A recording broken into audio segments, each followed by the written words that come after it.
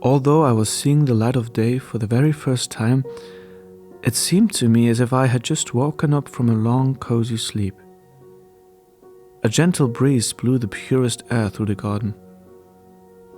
The wind rustled through the leaves, and together with the beautiful singing of the songbirds, it almost seemed like a symphony to me. But the ambient sounds quickly faded into the background as I looked at the beautiful face that appeared before me. A face that is difficult to describe. But the sight of him evoked joy and peace in me. Although I was seeing him for the very first time, I felt as if I was looking into the eyes of an old friend. His presence seemed so familiar. I immediately noticed his hands. They were covered in soil. After the man with the dirty hands looked at me with tear-filled eyes and a sincere smile, he began to speak to me. His voice was beautiful and soft. It sounded more like a quiet song than a speech. He said, "Welcome home, my child." Once we got to know each other, the kind man with the dirty hands showed me his beautiful garden. He showed me every animal, every tree and every flower. He even allowed me to give them all a name. The colorfulness and creativity of this man overwhelmed me.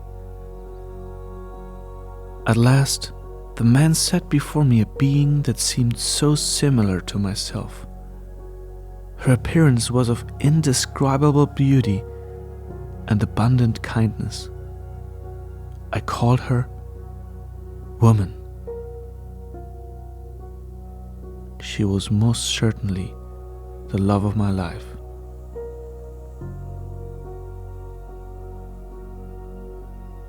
The man with the dirty hands entrusted us with his garden with complete confidence.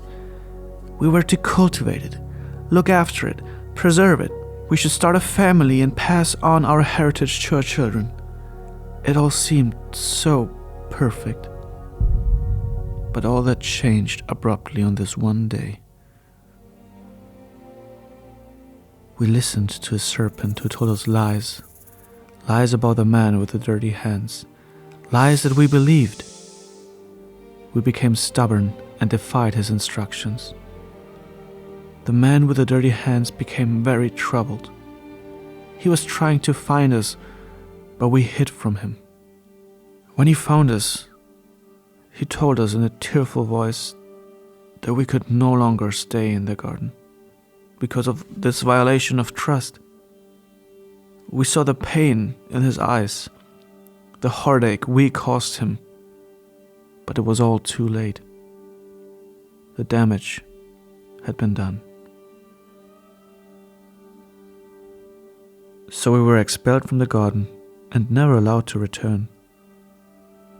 Although the situation seemed hopeless, the man with the dirty hands promised us a way out.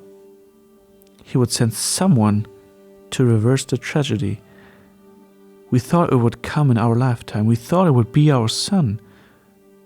But we were sorely disappointed.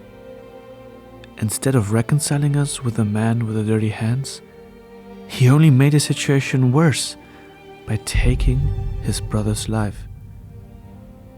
Yet our Creator has expressly forbidden us to do such things, as every life is precious. Unfortunately, this murder was only the beginning. The world became ever darker, ever more depraved, ever uglier.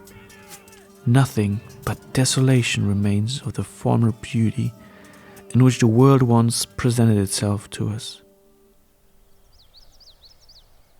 What has kept me going is the hope that one day I will be able to return to the garden,